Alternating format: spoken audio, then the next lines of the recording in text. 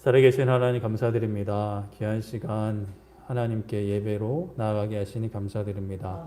우리를 교회로 불러주셨고 교회로 하나 되어 하나님 예배하게 하시니 감사드립니다.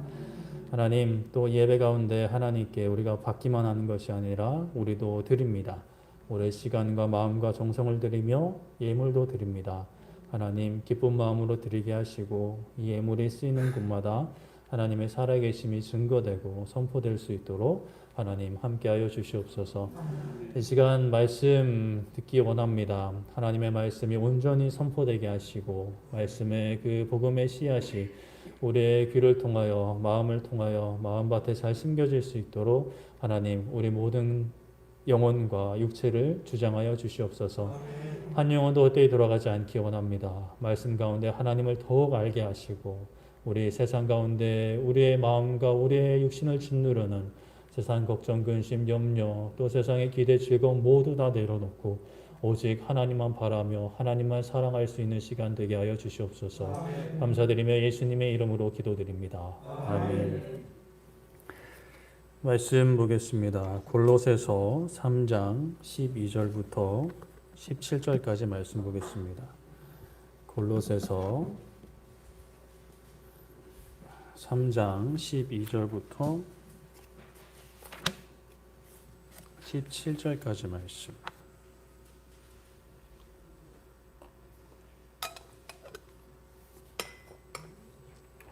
골로새서 3장 12절부터 17절까지 말씀입니다. 네, 한 절씩 교독하도록 하겠습니다. 그러므로 너희는 하나님이 택하사 거룩하고 사랑받는 자처럼 긍휼과 자비와 겸손과 온유와 오래 참음을 옷 입고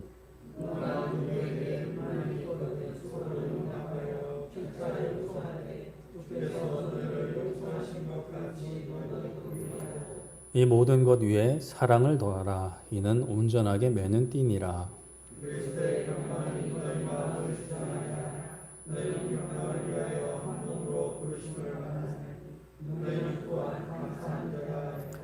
그리스도의 말씀이 너희 속에 풍성히 거하여 모든 지혜로 피차 가르치며 권면하고 시와 찬송과 신령한 노래를 부르며 감사하는 마음으로 하나님을 찬양하고 무엇을 하든지 말에나 일에나 다 주 예수님의 이름으로 하고 그를 힘입어 하나님 아버지께 감사하라. 아멘. 네, 오늘은 거룩한 나라라는 제목으로 말씀을 나누고자 합니다.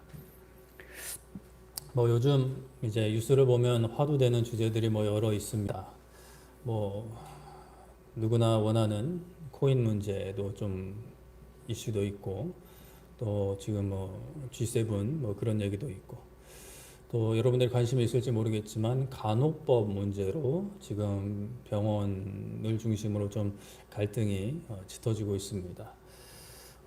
간호법이 저도 잘 몰라서 이번 주에 이제 좀 찾아봤는데요.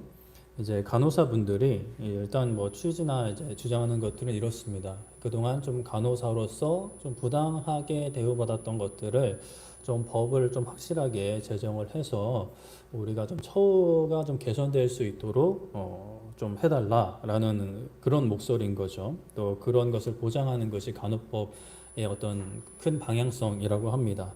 그런데 이제 반대하는 분들이 계세요. 이 간호법의 한 조항을 근거로 해서 이 조항은 간호사가 독자적으로 병원을 개원할 수 있는 어떤 근거 조항이 될 수 있다라고 이제 주장을 하시면서 주로 의사분들 또 간호조무사나 임상병리사 같은 기타 이제 의료진들이 이제 반대하시는 분들도 계시는 상황입니다.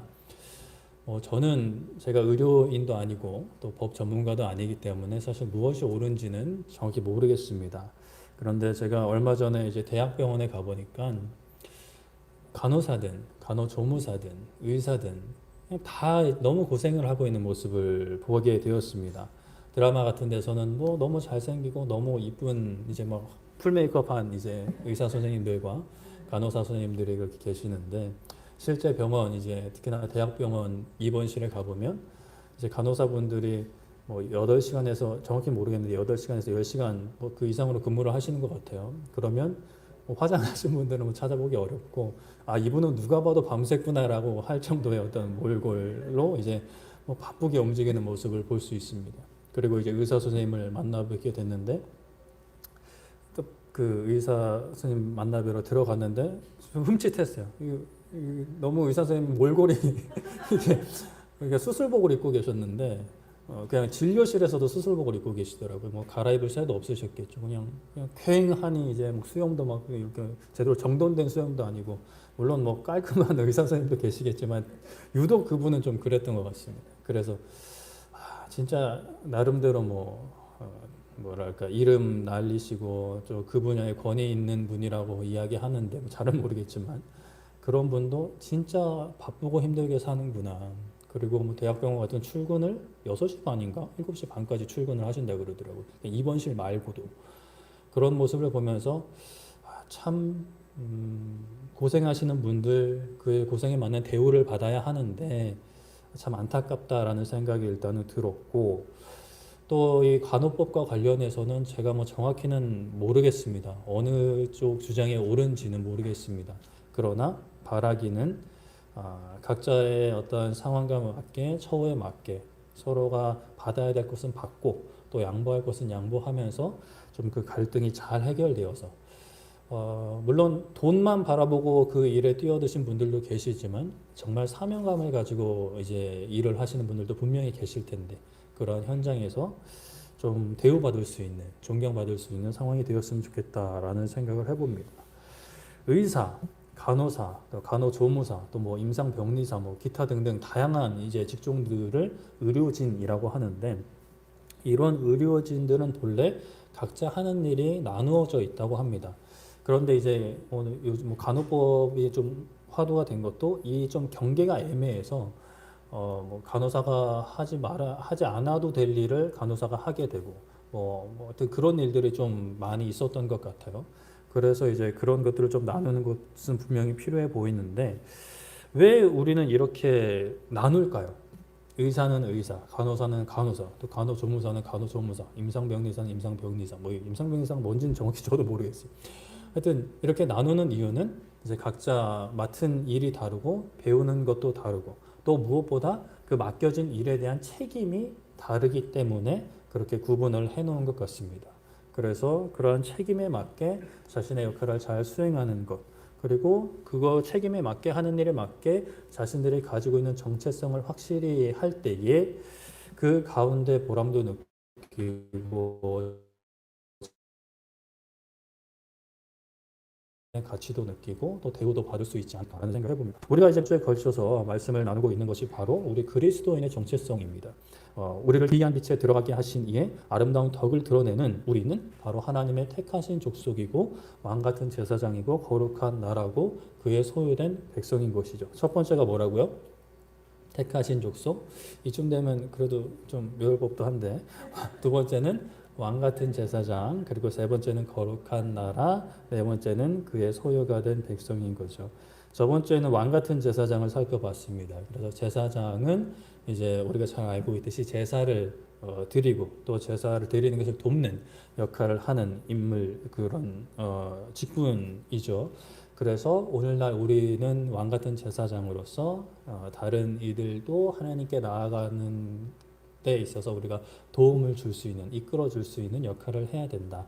그런데 왕 같은 제사장이기 때문에 그 왕으로서 누릴 수 있는 마음의 평안함과 담대함을 함께 누리면서 걱정과 두려움과 불안, 염려가 아닌 담대함과 평안함을 누리면서 그 제사장의 어떤 오늘날의 직무를 감당할 수 있어야 한다라는 말씀을 드렸습니다.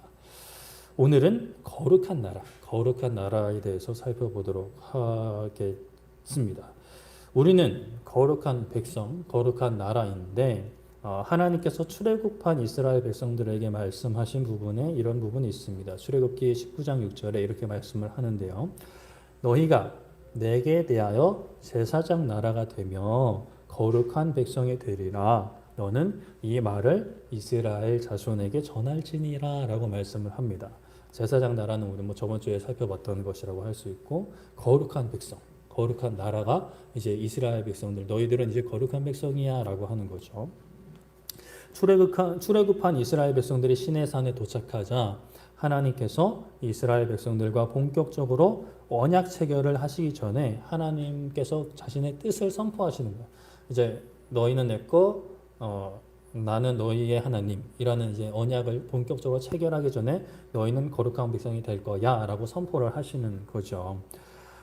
제사장 나라가 이제 어떤 의미인지는 저번 주에 살펴봤고, 거룩한 백성은, 거룩은 우리가 이제 생각할 때 분별되다, 분류되다, 이제 구별되다라는 뜻을 가지고 있다라고 보시면 쉽습니다. 세상에 많은 백성들, 나라들이 있죠. 많은 족속들이 있습니다. 그 가운데 하나님께서 이스라엘 백성들을 선택하셨고 거룩한 삶, 분별된 삶을 살게 하셨죠. 그것이 이스라엘 백성에게서 오늘날 믿는 사람들의 공동체, 교회까지 확장된 것입니다. 그래서 우리가 오늘날 거룩한 나라, 거룩한 백성으로 살아가는 거죠. 그렇다면 하나님께서 왜 이스라엘 백성들을 선택하셨냐? 왜 많고 많은 족속과 백성 중에 이스라엘 백성을 선택하셨냐? 신명기 7장에서는 이스라엘 백성들이 가나안 땅에 들어가기 전에 너희들은 가나안 족속들을 다 진멸해야 한다. 걔네들이랑 친하게 지내면 친하게 지내다가 나를 버리면, 하나님을 버리면 너희들은 큰일 난다라고 이제 강조하는 부분 중에 말씀이 신명기 7장 6절부터 7절 말씀인데 제가 읽어드리겠습니다. 너는 여호와 너의 하나님의 성민이라. 너의 하나님 여호와께서 지상 만민 중에서 너를 자기 기업의 백성으로 택하셨나니 여호와께서 너희를 기뻐하시고 너희를 택하심은 너희가 다른 민족보다 수효가 많기 때문이 아니니라. 너희는 오히려 모든 민족 중에 가장 적으니라 라고 말씀을 합니다. 하나님의 성민이라는 것은 거룩한 백성이라는 뜻이죠. 거룩한 백성이라고 하시면서 너희들은 지상 만민 중에서 선택하셨다. 그런데 그 이유에 대해서 7절에 하나님께서는 그 선택을 기뻐하심으로 선택을 하셨는데 그것은 다른 민족보다 이스라엘 백성의 그 수가 능력이 많아서 커서가 아니라 오히려 민족 중에 가장 적었다라고 합니다. 그래서 하나님이 너희를 선택했다라고 말씀을 하는 거죠. 사실 근데 우리가 알고 있듯이 우리 새벽에 민수기 말씀 계속 살펴보고 있는데 이스라엘 백성들이 출애굽할 때 적은 수는 아니었습니다. 싸울 수 있는 사람만 60만 명이었습니다. 60만 명은 엄청난 수입니다. 우리나라 요즘 군대가 60만 명 될라나 모르겠네요. 60만 명이었던 것 같은데 이스라엘 군대가 이제 그렇게 60만 명이고 뭐 애들 뭐 나이 많은 사람 여자들까지 합치면 100만 명, 뭐 120만 명 그 이상이 될 수 있는 수입니다. 그러나 이제 그들의 조상 하나님께서 처음 부르실 때 아브라함과 이삭과 야곱 때만 해도 많은 수는 아니었습니다. 아브라함은 겨우 아들 2명 낳았었죠. 그런데 한 명은 그 하나님 뜻이 아니라서 집에서 내보내고 그 한 명이 있었습니다. 한 명. 그 한 명을 통해 그 한 명이 이삭인데 다시 이제 2명을 낳았죠. 그게 에서와 야곱입니다. 에서는 사실 좀 이제 좀 곁다리로 가버리고 야곱을 통해서 하나님의 약속이 이어지는데 야곱은 그래도 좀 많이 낳아가지고 12명 낳았죠. 그래서 야곱의 아들 요셉이 애굽으로 팔려갔다가 그 요셉을 통해서 야곱의 일가족들이 애굽으로 내려갔을 때 몇 명이었냐? 70명 정도 내려가게 됩니다. 많은 수가 아니죠. 그런데 하나님께서는 이미 그때부터 선택하셨고 이스라엘 백성들을, 그 자손들을 거룩한 백성, 거룩한 나라가 되게끔 인도하고 계셨습니다. 그래서 애굽에 갈 때도 애굽 사람들과 섞이지 않게 우리는 목자임을 고백하게 했고 애굽 사람들이 이제 살지 않는 그 좀 변두리 땅에 살 수 있게끔 이제 한 것이죠. 그 거룩한 백성, 거룩한 나라의 계보가 그 흐름이 오늘날 여기까지 우리 교회까지 이 땅에 있는 온 교회까지 이어지고 있는 것입니다. 이렇게 선택받은 우리들, 거룩한 백성, 거룩한 나라인 우리들에게는 요구되는 자세가 있습니다. 오늘 읽은 골로새서 3장에 그 말씀이 잘 나와 있는데요. 12절부터 보시면 그러므로 너희는 하나님이 택하사 거룩하고 사랑받는 자처럼 긍휼과 자비와 겸손과 온유와 오래 참음을 옷 입고라고 말씀을 합니다. 그러므로 너희는 하나님께서 선택하셔서 거룩하고 사랑받는 자가 되었다. 그래서 거룩하고 사랑받는 자가 된 것처럼 긍휼과 자비와 겸손과 온유와 오래 참음을 옷 입어야 한다라고 말씀을 하고 있죠. 옷을 입는 것은 무엇입니까? 몸을 가리는 것이고 몸을 덮는 것이죠. 우리의 몸을 보호하는 기능도 있습니다. 그리고 옷은 다른 사람에게 보여주는 나의 정체성이기도 합니다. 옷을 그냥 단순히 내 몸에 편하다고 해서 내 몸을 보호한다고 해서 제가 여기 추리닝 바람으로 올라오면 여러분들은 저 목사 이상한 목사다, 뭐 정신을 좀 놓고 왔다라고 생각을 하겠죠. 그리고 이제 각자의 삶의 어떤 정체성에 맞는 복장들이 있습니다. 뭐 교복과 같은 경우도 있을 거고, 뭐 일하시는 분들은 뭐 작업복이 뭐 그러한 정체성을 드러내기도 하겠죠. 그런데 우리 그리스도인들은 어떤 옷을 입느냐? 긍휼, 자비, 겸손, 온유, 오래 참음을 입어야 한다고 말씀을 하죠. 이 단어 살짝 살펴보면 긍휼이라는 단어에는 흥미로운 그 뜻이 포함되어 있는데 내장, 창자라는 뜻이 포함되어 있습니다. 물론 완전히 분리된 그 원어에 완전히 분리된 이제 뜻으로 사용되기도 하는데 이 긍휼은 연민, 불쌍히 여기는 마음인데 이것이 거칠애가 아니라 내 창자, 내 안에서부터 흘러나오는 연민, 불쌍히 여기는 마음이라고 우리가 이해할 수 있는 것이죠. 말로만 내뱉는 그런 연민이 아닙니다. 아유 불쌍해라 하고 지나가는 그런 연민이 아니에요. 내 마음 깊은 곳에서부터 흘러나오는 긍휼이 여기는 마음이 바로 우리에게 필요한 마음인 거죠. 자비는 긍휼하심과 그 뜻이 비슷합니다. 자비도 연민하는 마음이에요. 불쌍히 여기는 마음. 다른 사람의 고통에 대한 깊은 인식과 동정이라고 할 수 있는 거죠. 그러니까 다른 사람이 고통을 받을 때 그냥 나와 상관없이 아무런 어떤 감정이나 슬픔 같은 것을 느끼지 않는 것이 아니라 다른 사람이 힘들어하고 아플 때 나도 어느 정도는 힘들어하고 아파하는 마음이 바로 그 자비로운 마음이라는 것입니다. 겸손은 자신을 낮추는 것입니다. 한 2주 전에도 살펴봤는데 그러나 이 낮추는 것이 자기 비하는 아닙니다. 나는 멍청이야. 나는 바보야. 나는 루저야. 뭐 이런 마음이 아닌 거죠. 마땅히 내가 처한 상황이나 처지를 그대로 파악하는 것이 바로 겸손입니다. 하나님 앞에 나는 죄인이었지만 하나님의 은혜로 용서함을 받아 의인으로 칭함을 받았다는 적절한 인식이 바로 겸손인 거죠.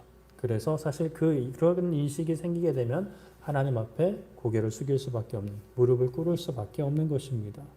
온유는 겸손과 뜻을 또 공유합니다. 온유는 이제 내부에 있는 겸손이 밖으로 드러나는 성품이다라고 볼 수 있는 것이죠. 온유는 부드럽고 온화하고 침착하게 행동하는 것을 온유하다라고 합니다. 막 이렇게 하는 건 이제 온유한 모습이 아닌 거죠. 나의 그 겸손, 그 하나님 앞에서 나의 정체성을 올바로 인식한 그 겸손이 자연스럽게 밖으로 뿜어져 나오는 것이 온유한 어떤 마음과 행동인 것입니다. 진정한 겸손이 있을 때에 또 진정한 온유가 가능한 것이죠. 오래 참음은 말 그대로 인내하며 오래 참는 것입니다. 하나님께서 우리를 참으신 것처럼 참는 것입니다. 이와 같은 옷을 거룩한 백성들은 우리들은 입어야 한다는 거죠. 다른 사람들이 볼 때 볼 수 있도록 안 보이는 속옷처럼 꽁꽁 숨겨두는 게 아니라 겉으로 보이는 옷처럼 이것이 보여지게끔 해야 한다는 것입니다. 3장 13절 골로새서 3장 13절 누가 누구에게 불만이 있거든 서로 용납하여 피차 용서하되 주께서 너희를 용서하신 것 같이 너희도 그리하고 라고 말씀을 합니다. 12절에서 말씀했던 그 입는 옷을 입었을 때 어떠한 모습이 실제적으로 드러나는지를 13절부터 이제 말씀하고 있다라고 보시면 돼요. 살면서 우리가 불만이 안 생기는 관계가 어디 있을까요? 그러니까 운전하면서 그냥 잠깐 지나가는 차에도 불만이 생기는데 살을 맞대고 같이 살아가는 가족들은 물론이고 뭐 직장 동료나 학교에서 뭐 친구들 당연히 다 불만이 생길 수 있습니다. 그런데 이제 불만이 안 생기는 것 같은 사람들이 있기는 해요. 이제 가끔 불만이 생겨도 그냥 허허 웃으면서 넘어가는 이제 분들이 있어요. 제 대학교 때 이제 교수님 한 분도 이제 운전을 하실 때 갑자기 다른 차가 확 끼어들었을 때 보통 우리는 어떻게 하나요? 하이빔 이러면서 경적 이렇게 올리고 창문 열고 야 이렇게 뭐 할 수도 있는데 이제 그 교수님은 허허 이렇게 웃으시고 말았다고 합니다. 그때 이제 다른 학생들도 타고 있었는데 그걸 다 목격하고 역시 이분은 뭔가 다르다. 라고 이제 생각을 했다고 하고 제가 그 모습을 보지 못했고 제가 싱가포르에 살 때 저번에도 말씀드린 것 같은데 3년 동안 같이 이제 생활을 했던 이모 목사님 계십니다. 그분은 이제 뭐 옆에서 막 뭐라고 해도 허허 진짜 허허 이러고 웃고 말아요. 그냥 조선시대 이제 양반처럼 그렇게 웃으시는 분이었어요. 그래서 솔직히 저는 초반에 좀 짜증이 났습니다. 뭐 말을 해도 제대로 듣는 것 같지도 않고 내가 좀 공감을 받고 싶어가지고 이거 이러면 안 되는 거 아니야? 이러면 허허 뭐 그럴 수도 있죠 뭐 이런 식으로 얘기하는 처음에 이 사람 뭔가 싶었는데 나중에 가면 갈수록 그런 성품이 부럽더라고요. 나는 뭐 작은 일이라도 막 이랬는데도 이제 그 목사님은 그렇게 허허 웃으면서 모든 것을 이제 흘려보내는 그런 모습을 보였습니다. 우리는 거룩한 백성, 거룩한 나라로서 누군가의 불만이 생겼을 때 용납할 수 있어야 합니다.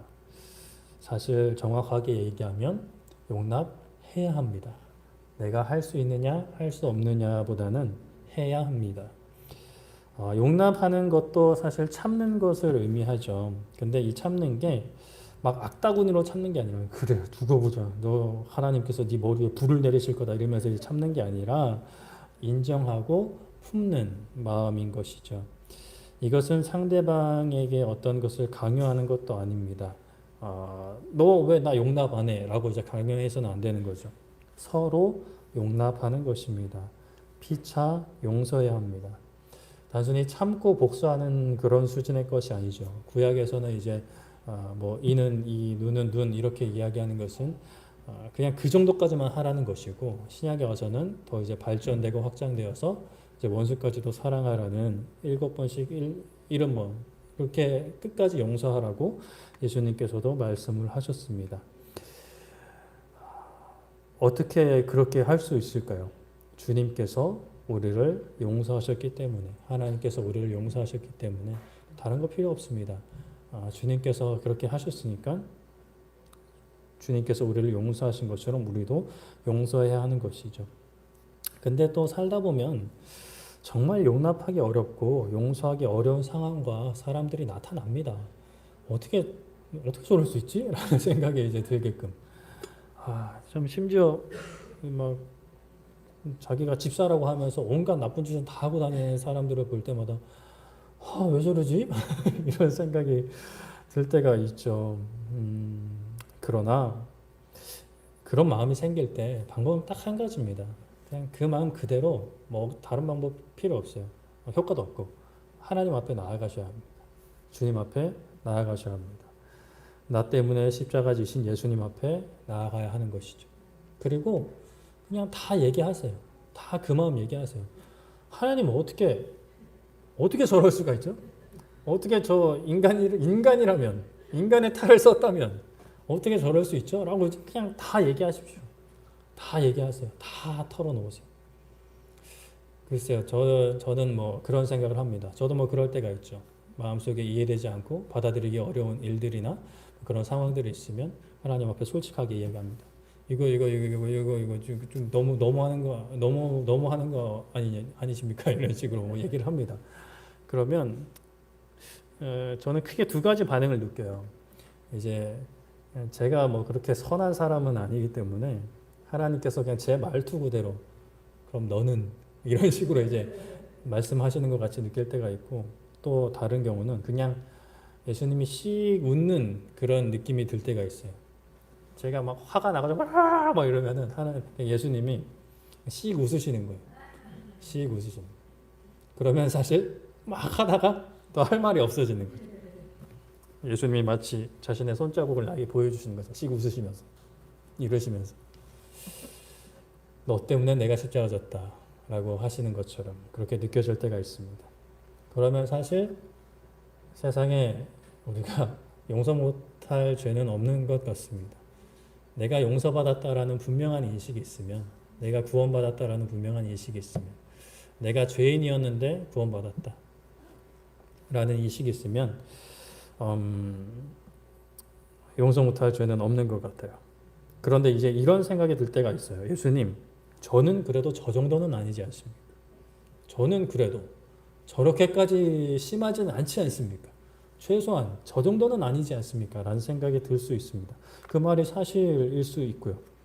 하지만 그런 마음이 있다면 아직까지 내 안에 있는 죄를 직면하지 못했다라고 볼 수 있습니다. 미워하는 것도 살인하는 것이라 하셨고 음욕을 품는 것만으로도 가늠하는 것이라고 말씀하신 예수님의 말씀을 비춰볼 때 우리의 작은 어떠한 마음속에 있는 잘못도 죄도 그 죄로 인해서 예수님이 죽으셨기 때문에 우리는 용서 못할 죄가 없는 것이죠. 이것이 어떻게 가능한가? 어떻게 가능한가? 이것을 가능하게 하는 것은 나를 향한 하나님의 사랑이고 하나님을 향한 나의 사랑입니다. 3장 14절에 이렇게 말씀하죠. 이 모든 것 위에 사랑을 더하라. 이는 온전하게 매는 띠니라 라고 말씀을 합니다. 우리가 옷을 입든 선물 포장을 하든 뭐 또 폐지를 모으든 끈으로 묶어야 합니다. 끈으로 묶지 않으면 가다가 와라라 쏟아지거나 아니면 우리가 벨트를 하지 않으면 가다가 이제 바지가 흐르르 쓸어 내릴 수 있는 그러한 일이 발생을 하죠. 그것이 풀어지지 않기 위해서는 끈을 묶어야 합니다. 우리가 긍휼, 자비, 겸손, 온유, 오래 참음으로 옷 입고 서로 용납하고 용서하기 위해서는 이 사랑의 끈으로 묶어야 하는 것이죠. 사랑이 없으면 잠깐은 가능할 수 있습니다. 어떻게 보여지는 모습은 참고 넘어가는 것처럼 이제 넘어갈 수 있습니다. 하지만 돌아서는 순간 다시 마음속에 막 무라같이 밀어오르는 것을 경험해 보셨으리라고 생각이 됩니다. 우리 안에 이 사랑이 있어야 합니다.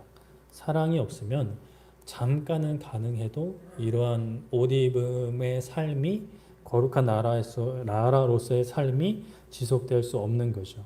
용서했다가도 다시 화가 나는, 다시 용서할 수 없는 상황에 이르게 되는 것입니다. 이 사랑은 우리의 마음에 평강을 가져옵니다. 진정한 용납과 용서는 사실 다른 누구에게보다 나 자신에게 가장 큰 유익이 있습니다. 나 자신이 그 미움과 분노와 짜증과 어떤 걱정과 두려움으로부터 해방되는 것을 느끼게 되죠. 3장 15절에 그리스도의 평강이 너희 마음을 주장하게 하라. 너희는 평강을 위하여 한 몸으로 부르심을 받았나니 너희는 또한 감사하는 자가 되라 라고 말씀을 합니다. 사전에 살펴보니 3장 15절의 평강은 정신적인 스트레스나 불안이 없는 상태, 특별히 구원의 가치를 합당하게 인식하면서 비롯되는 평안함이라고 사전에서 이야기를 합니다. 정말 우리가 바라는 어떤 상태 아닙니까? 정말 우리가 바라는 마음의 상태, 정신적인 스트레스나 불안이 없는 상태가 평안이라고 하는 거예요. 뭐 의사분들도 많이 얘기하죠. 뭐 이렇게 진단을 해보고 뭐 제대로 된 진단이 안 나오면 다 스트레스다 그러는 것 같은데 사실 그게 일리가 있는 말이라고 하죠. 스트레스 때문에 뭐 체하기도 하고 위험에 걸리기도 하고 뭐 심지어 암까지 걸리기도 하는 그렇게 이야기를 합니다. 이 평강은 그러한 스트레스나 불안이 없는 상태라는 거예요. 이 평강은 구원의 가치를 합당하게 인식하는데 내가 받은 그 구원이 무엇인지를 깨달은 데서 비롯되는 그 스트레스가 없는 상태가 바로 평강의 상태, 평안의 상태라는 것이죠. 구원을 바로 알고 마음으로 진실로 믿게 되었을 때 오는 평강입니다. 이 평강이 우리의 마음을 주장하게 해야 한다는 거예요. 다른 사람을 향한 미움이나 분노나 질투나 어떤 그런 데서 오는 불안이나 두려움이 내 마음을 주장하는 게 아니라 이러한 평강이 내 마음을 주장하게끔 우리가 애써서 말씀을 붙잡고 기도해야 하는 것입니다. 이런 평강을 위해 우리는 한 몸이 된 겁니다. 하나 된 몸. 우리가 비록 떨어져 있지만 서로 다른 생김새, 나이도 다르고 성향도 다르고 외모도 다르고 뭐 다른 것이 많지만 우리는 하나 된 거죠. 이 평강을 위해서. 하나 되어 이 평강으로 나아가야 하는 것입니다. 이 평강은 감사로 이어집니다. 하나님을 향한 감사, 또 서로가 서로에 대한 고마움인 것이죠. 16절에 그리스도의 말씀이 너희 속에 풍성히 거하여 모든 지혜로 피차 가르치며 권면하고 시와 찬송과 신령한 노래를 부르며 감사하는 마음으로 하나님을 찬양하고 라고 합니다.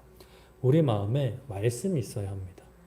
말씀이 없으면 기름이 없는 차가 멈춰서는 것처럼 아무리 신앙 좋은 사람, 믿음 좋은 사람도 퍼져버립니다.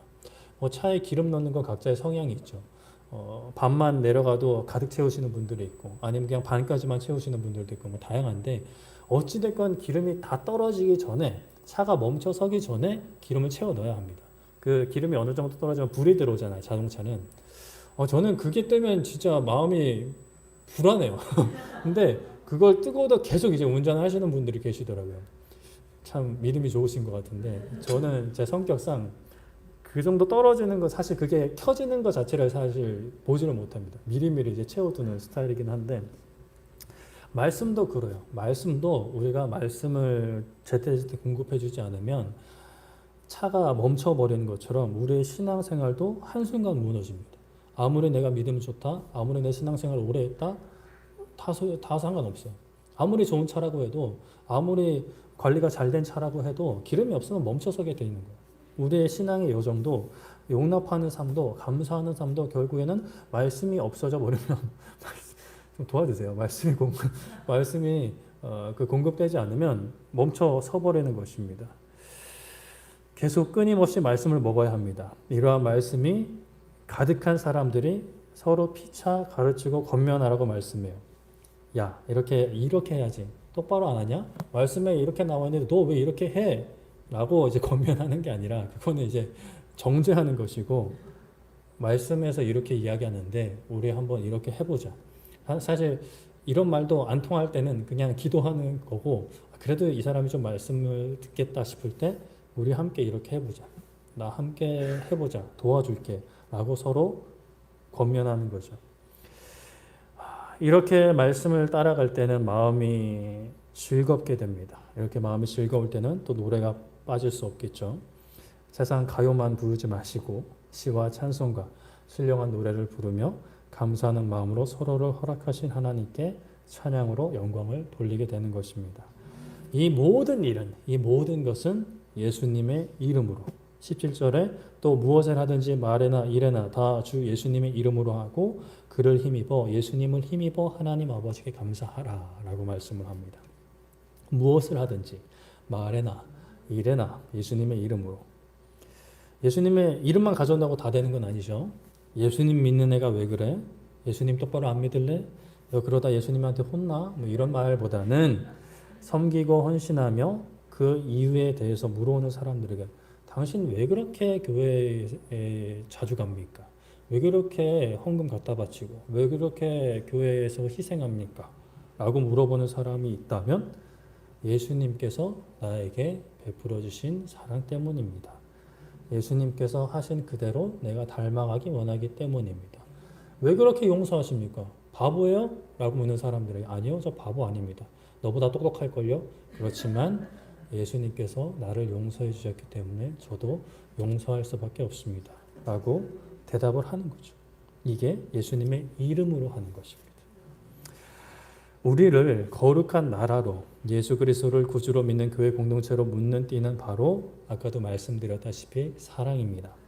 같은 믿음을 가지고 있는 사람들이 우리의 정체성이라면 그 정체성을 계속해서 유지시켜주는 것이 바로 사랑인 것이죠. 여러분들은 우리 교회를 통해서 이 예배를 통해서 교제를 통해서 서로가 서로에게 무엇을 얻고 싶으신가요? 또 현재 무엇을 누리고 계십니까? 무엇을 짐지고 가고 계신가요? 제가 저번 주에 이제 예배 시간에 우리 예배당을 지상으로 옮기는 것에 대해서 말씀을 드리면서 장로님들과 함께 기도하고 움직여 보겠다라는 식으로 말씀을 드렸는데 그게 일주일 동안 좀 마음에 걸렸습니다. 장로님들한테 그 부담을 지어드린 것 같아서 좀 마음이 걸렸어요. 저는 그렇습니다. 우리 장로님들 또 권사님들 안수집사님 흔히 직분자라고 하시는 분들이 그런 짐은 지지 않으셨으면 좋겠어요. 내가 교회에 헌금을 많이 해야 된다. 내가 뭐 교회를 예배당을 지상으로 옮겨야 한다. 뭐 이런 부담이나 짐은 좀 가지지 않으셨으면 좋겠어요. 간혹 뭐 저번에 이제 장로님들이랑 대화할 때 이런 얘기가 나왔었죠. 어디 교회 장로가 헌금을 몇백억, 몇천억이라 그랬나? 저 기억이 안 나는데. 그래서 혼자 그것을 해서 교회에 땅도 사고 건물도 세웠다더라. 나도 그렇게 해야 하는데. 또 어떤 분들은 담임 목사님 차 바꿔드려야 되는데. 그런 생각은 제발 좀 내려놓으셨으면 좋겠어요. 일단은 저는 지금도 너무 풍족합니다. 저 차도 제 차 뭔지 아시겠지만 저한테는 족합니다. 사실 저 개인적으로는 분에 넘친다라고 생각을 하고 있습니다. 운전하기도 편하고 주차하기도 편하고 뭐 제가 뭐 가정이 있는 것도 아니고 대부분 저 혼자 타고 다니는데 큰 차가 뭐 필요하겠습니까? 그리고 교회 건물도 하나님께서 주시면 주시겠죠. 하나님께서 필요하다고 보시면 주실 것입니다. 그런데 그것에 대한 짐은 지지 않으셨으면 좋겠어요. 로마서 13장 8절에 이렇게 말씀합니다. 피차 사랑의 빚 외에는 아무에게든지 아무 빚도 지지 말라. 남을 사랑하는 자는 율법을 다 이루었느니라 라고 말씀을 합니다.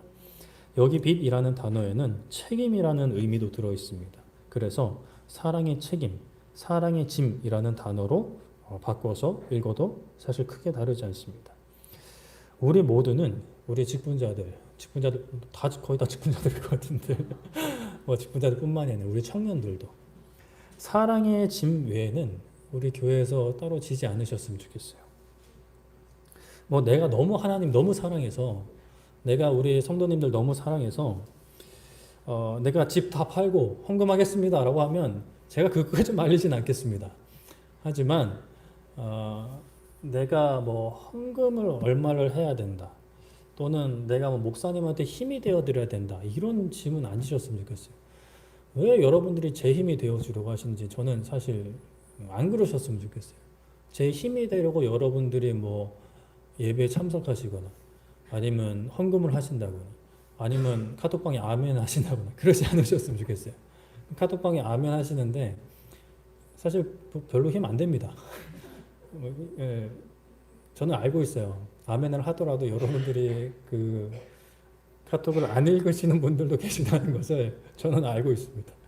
그러나 여러분들이 그럼에도 불구하고 아멘 하시는 이유는 또 알고 있죠. 그래서 그냥 흐뭇하게 보긴 합니다. 근데 사실 그게 크게 뭐 힘이 되거나 그러진 않아요. 뭐 하실 분들은 기쁜 마음으로 하시고 억지로 하시는 분들은 하지 않으셔도 됩니다. 그래서 예전부터 저희 청년 카톡방에는 제가 매일같이 큐티를 올려왔지만 아무도 대답을 안 합니다. 제가 하지 말라 그랬어요.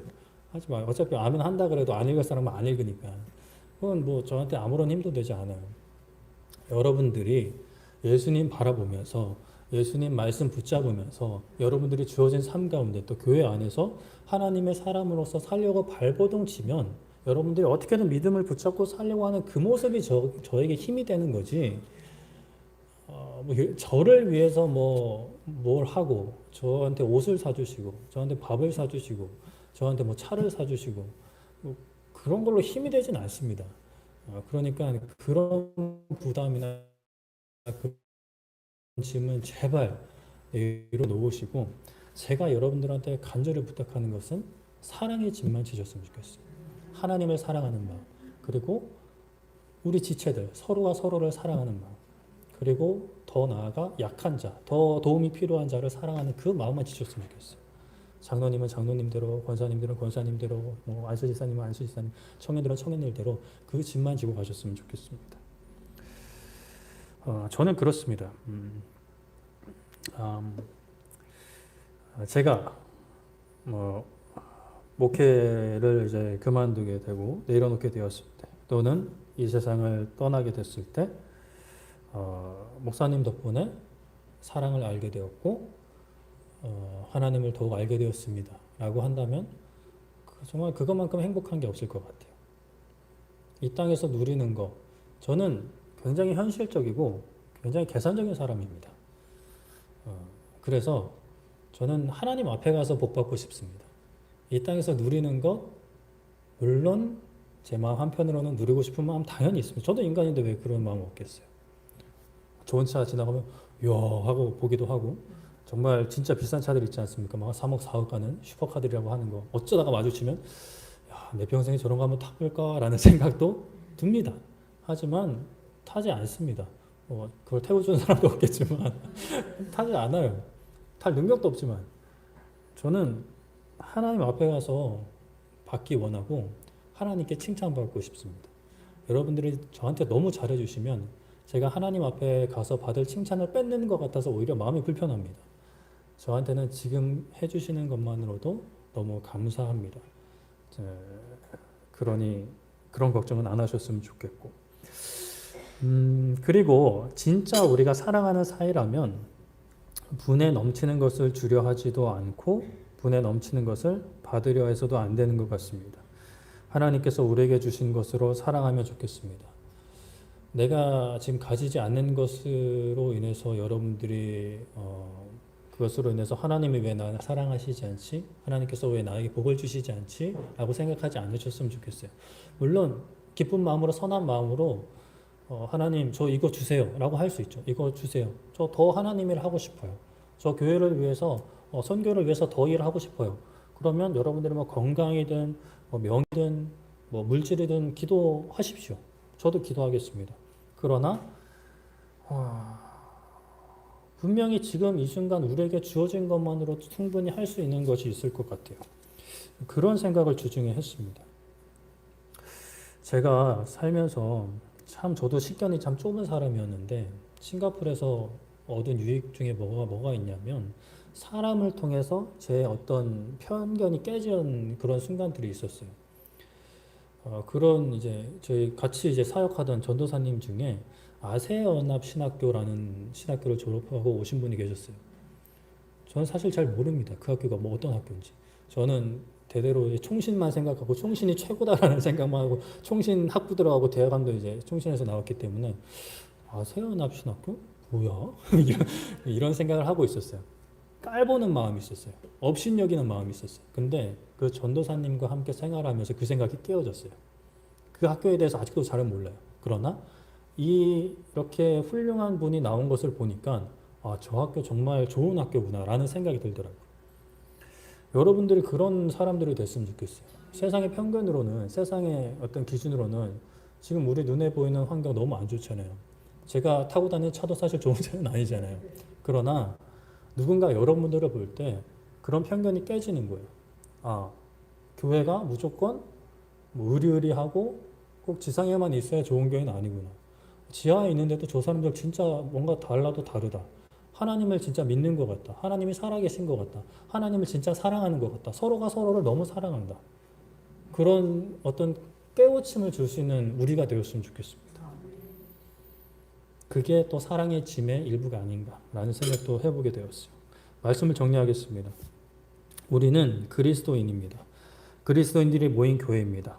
우리가 교회이죠.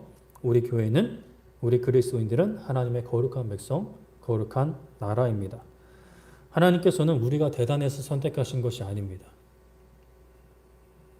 주위를 둘러보세요. 대단해 보이시나요? 대단하시죠. 이런 환경에서도 이렇게 예배를 드리고 계신 것만으로도 대단한 거라고 생각이 합니다. 그러나 내가 또 우리가 세상 기준으로 대단하지 않다고 해서 의기소침하시거나 좌절하지 않으셨으면 좋겠어요. 물론 하나님께서 주신 비전으로 내가 돈도 많이 벌고 명예도 얻고 건강도 찾아서 하나님 드러내겠다면 문제될 것 전혀 없습니다. 그런 기쁜 마음으로 기도하시는 것 전혀 오히려 칭찬받을 행동입니다. 그러나 과연 그 가운데 우리가 기쁨이 있는지 사랑이 있는지 돌아보시고 기쁨과 사랑이 없다면 감사가 없다면 이게 하나님께서 주신 비전인지 내 욕망인지를 구별해야 합니다. 이게 내 욕망이라면 사실 그거는 하나님의 이름을 가져다가 그냥 내 욕망을 채우는 것밖에 되지는 않아요. 이렇게 거룩한 나라가 된 우리는 긍휼과 자비, 겸손, 온유, 오래 참음으로 옷 입고 서로 용납하며 피차 용서해야 합니다. 이것은 바로 사랑의 끈으로 묶는 것이죠. 꽁꽁 묶어야 합니다. 그런 가사 옛날에도 한번 이야기한 거 한 적이 있는데 뭐 밧줄로 꽁꽁 밧줄로 꽁꽁 단단히 묶어라 라는 그런 가사가 있죠. 우리는 사랑의 끈으로 묶어야 합니다. 어떠한 시험이나 어떠한 유혹이나 어떠한 환란이 오더라도 끊어지지 않는 약간 좀 뭐라 그럴까 내 마음에 들지 않는 상황이 와도 끊어지지 않는 그러한 사랑의 끈인 것이죠. 그렇게 묶어서 평강으로 하나 되어야 합니다.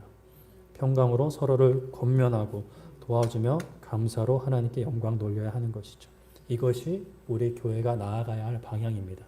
우리 교회가 나아가야 할 것은 지상교회가 아니라 물론 제가 지상으로 안 나가겠다는 거 아닙니다.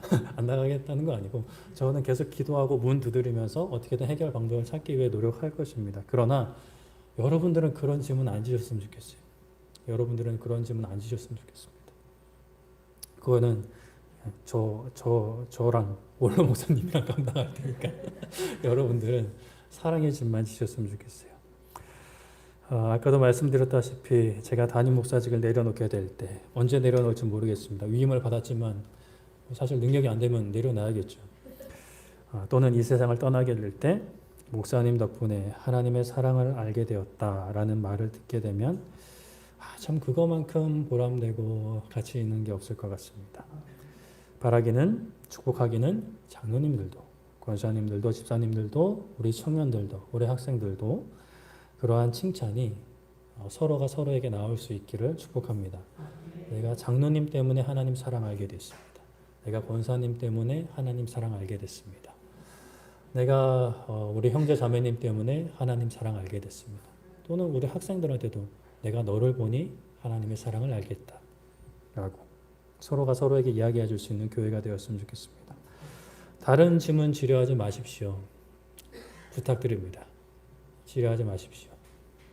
서로를 향한 사랑의 짐만 지셨으면 좋겠습니다. 그 사랑의 짐으로 내가 헌금도 하겠다, 내가 봉사도 하겠다, 섬김도 하겠다 그런 건 오케이.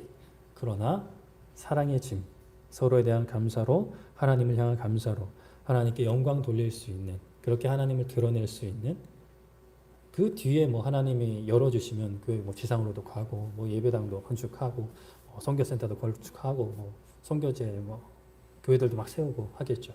그러나 가장 우선돼야 되는 것, 우리의 마음에 우선돼야 될 것은 사랑의 짐을 지는 것입니다. 우리 함께 찬양하고 기도했으면 좋겠는데요. 우리 복음성가 5번 우리 참 오래됐고 한동안 저도 안 부르고 안 들었던 찬양인데 이번 주에 말씀을 준비하는 가운데 찬양을 듣게 되었고 이거다라는 생각이 들었습니다. 감사해요. 깨닫지 못했었는데 내가 얼마나 소중한 존재라는 걸 태초부터 지금까지 하나님의 사랑은 항상 우리를 향하고 있었다는 것, 그것을 가르쳐준 당신께 감사를 표하는 우리 공동체가 되었으면 좋겠습니다.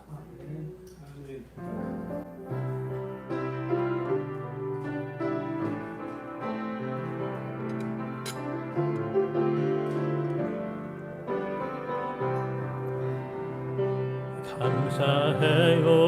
깨닫지 못했었는데 내가 얼마나 소중한 존재라는 걸 태초부터 지금까지 하나님의 사랑은 항상 날 향하고 있었다는 걸 고마워요. 그 사랑을 가르쳐준 당신께 주께서 허락하신 당신께 그리스도의 사랑으로 더욱 섬기며 이제 나도 세상에서 하리라. 당신을 사랑받기 위해 그리고 그 사랑 전하기 위해 주께서 택하시고 이 땅에 심으셨네. 또 하나의 열매를 바라. 감사해요. 깨닫지 못했었는데 감사해요.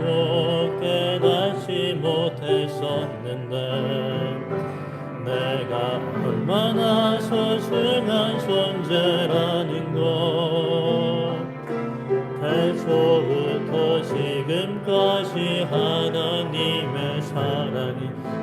계속 날 향하고 있었다는 걸 고마워요. 그 사랑을 가르쳐준 당신께 주께서 허락하신 당신께 그리스도의 사랑을 모두 섬기며 이제 나도 세상에서 하리라.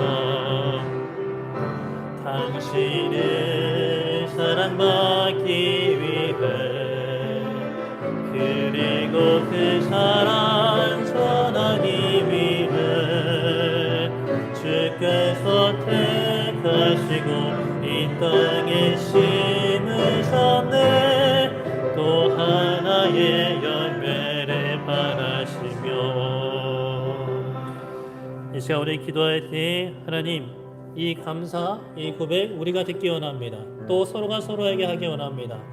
사랑을 잊고 가는 이 세대 가운데 또 우리 지체 가운데도 그 사랑을 잊고 고통 가운데 걱정과 두려움 가운데 사는 지체들이 있다면 하나님 우리 안에서 그 사랑을 흘려보내게 하시고 또 우리 안에서만 누리는 것이 아니라 우리 교회를 넘어서 우리 가정과 이웃사회 이 한국 땅의 온 세계 열방에 이 사랑 전하는 그러한 우리 교회 될 수 있도록 하나님 우리를 붙잡아 주시옵소서라고 주여 한번 외치고 기도하도록 하겠습니다. 주여 살아계신 하나님 아버지, 하나님께서 우리를 선택하고 우리를 이 땅 가운데 세우신 이유, 이 교회를 세우신 이유, 많은 어려움과 고통 속에서도 이 교회를 아직까지 유지시키고 있으신 이유는 하나님 우리가 사랑받는 존재이고 그 사랑받는 것 끝나는 것이 아니라 그 사랑을 전하라고 이 땅 가운데 우리를 아직까지 두신 줄 믿습니다. 아버지 하나님, 우리가 세상 가운데 바라는 많은 것들 다 내려놓고 세상 가운데 기도했던 것들 다 내려놓고 하나님 이 시간 한 마음이 되어 기도하는 것은 하나님 이 땅 가운데 우리가 이 사랑을 전하게 하여 주시옵소서. 이 용서를 전하게 하여 주시옵소서. 피차 서로를 용납하고 서로를 아버지 하나님 긍휼함으로 자비함으로 바라볼 수 있는 하나님 우리의 삶이 되게 하여 주시옵소서. 하나님 듣지 않게 하여 주시옵소서. 세상 가운데 이 사람 누리게 세상 가운데 전하게 하여 주시옵소서. 하나님 우리를 선택하시고 우리를 거룩한 나라 거룩한 백성으로 부르신 하나님의 그 놀라우신 계획 하나님 아버지 이 땅 가운데 우리가 전하게 하여 주시옵소서. 당신의 사랑받기 위해 그리고 그 사랑 전하기 위해 주께서 택하시고 이 땅에 심으셨네. 또 하나의 열매를 바라시며 당신의 사랑받기 위해 그리고 그 사랑 전하기 위해 주께서 택하시고 이 땅에 심으셨네. 또 하나의 열매를 바라시며 살아계신 하나님, 우리는 잘난 것이 없지만 우리는 부족하지만 우리는 연약하지만 믿음을 가졌음에도 불구하고 때로는 넘어지고 좌절하고 하나님을 신뢰하지 못하고 걱정과 불안으로 나의 힘으로 어떻게든 문제를 해결해 보려고 발버둥치는 우리 자신이지만 우리를 선택하셨고 부르셨고 이 땅 가운데 우리 교회 가운데 심으신 하나님의 놀라운 계획과 그 사랑을 하나님 다시 한번 돌아봅니다. 하나님 우리를 부르신 것은 하나님 이 땅 가운데 하나님 그 빛을 바라보지 못하고 죽어가는 많은 영혼들, 그 사랑을 알지 못하고 고통 가운데 몸부림치며 그저 나의 만족과 나의 육신의 정욕을 채우는 것이 사랑인 줄 알고 그것을 쫓아 죽음을 향해 사망을 향해 달려가는 이들에게 그것이 아니라고 진짜 사랑은 하나님께 있다고 우리가 알려주는 아버지 우리가 빚된 그리스도인이 되게 하여 주시옵소서. 하나님 우리의 믿음을 아버지 지켜주시옵소서. 나의 삶, 나의 믿음, 우리가 처한 상황에 전전긍긍하는 삶을 살지 않게 하여 주시옵소서. 우리를 하나님의 백성으로 교회로 부르신 하나님의 그 부르심에 합당한 삶을 살아가기 원합니다. 하나님, 우리가 사랑의 끈으로 묶이게 하여 주시옵소서. 평강으로 하나 되게 하여 주시옵소서. 미움과 시기, 질투, 분노와 걱정, 두려움 모두 다 내려놓고 오직 사랑의 끈으로, 사랑의 힘으로 우리를 사랑하신 그 하나님의 사랑 안에서 우리에게 주어진 일들을 충성으로 감당하는 우리의 삶이 되게 하여 주시옵소서. 세상 짐 다 내려놓게 하시고 오직 주님께서 주신 우리에게 허락하신 그 멍에, 사랑의 멍에, 사랑의 짐을 지고 살아가는 우리의 삶이 되기 원합니다. 세상 가운데 살아가지만 하나님을 알지 못하는 사람들과 같은 공간에서 비슷한 모습으로 살아가지만 우리의 마음 가운데에는 오직 사랑, 오직 하나님만 바라보며 살아가는, 먼저 하나님의 나라와 하나님의 의를 구할 수 있는 우리의 삶이 되게 하여 주시옵소서. 감사드리며 예수님의 이름으로 기도드립니다. 아멘.